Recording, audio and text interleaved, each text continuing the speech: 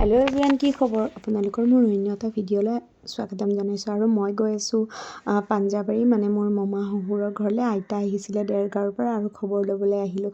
আহিয়ে আইতাহঁতে ক'লে ব'লা ফুৰিবলৈ যাওঁ, আৰু আহি গ'লোঁ কলাক্ষেত্ৰতে, যিহেতুকে পাঞ্জাবাৰীতে মামাৰ ফ্লেট আৰু তাৰ পৰা একদম ওচৰতে কলাক্ষেত্ৰ, আৰু তালৈ আহি গ'লোঁ। এয়া মামা টিকেট কাটি আছে সপোনক কোলত লৈ, আৰু আমি ভিতৰতে সোমাই দিলোঁ। সোমাই দিয়ে আৰু এটা নেদেখা বস্তু দেখিলোঁ, ইমান বেছি ভাল লাগিছে। আৰু এই ভিডিঅ'টো হ'ল জানুৱাৰীৰ মানে ফাৰ্ষ্ট উইকৰ, আৰু এয়া হৈছে মৌমেল হৈ আছিলে তাতে, আৰু তাত পুতলা নাচ হৈছিলে।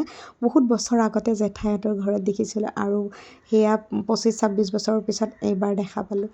তাৰপিছতে হ'ল ৰং উৎসৱ হৈ আছিলে, মানে ইয়াতে ইমান ধুনীয়াকৈ গাঁৱৰ থিম দিয়া হৈছে মাঘ বিহুৰ উপলক্ষে, আহি থকা মাঘ বিহুৰ উপলক্ষে, আৰু গোটেই গাঁৱৰ পৰিৱেশটো ইয়াতে ক্ৰিয়েট কৰিছে।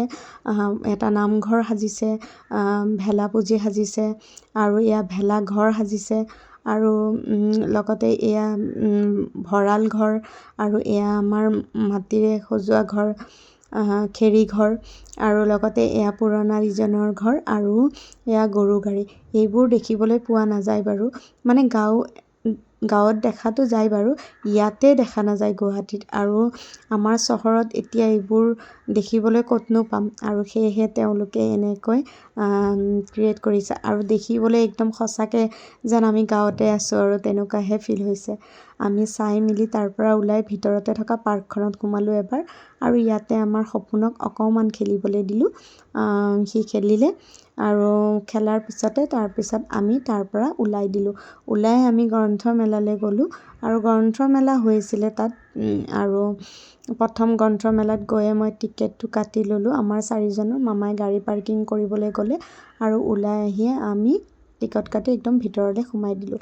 আৰু ইয়াতে অহাৰ কাৰণটো কৈছোঁ যে আমাৰ আইতা, মানে মামা আইতাই কিতাপ পঢ়ি খুবেই ভাল পায়, তেওঁ কিতাপ খুব পঢ়ে, আৰু মোৰ ফেমিলি, মানে মোৰ হাজবেণ্ডৰ ফেমিলিয়ে খুব কিতাপ পঢ়ে, আৰু তেওঁলোকক দেখি আজিকালি ময়ো পঢ়া হৈছোঁ। পিছে এয়া আহিয়ে প্ৰতিদিন টাইমে পালে আইতাক আৰু ধুনীয়াকৈ কিবা কিবি সুধিছে, আৰু আইতাও হাঁহি ধেমালিৰে কথাবোৰ কৈ গ'ল।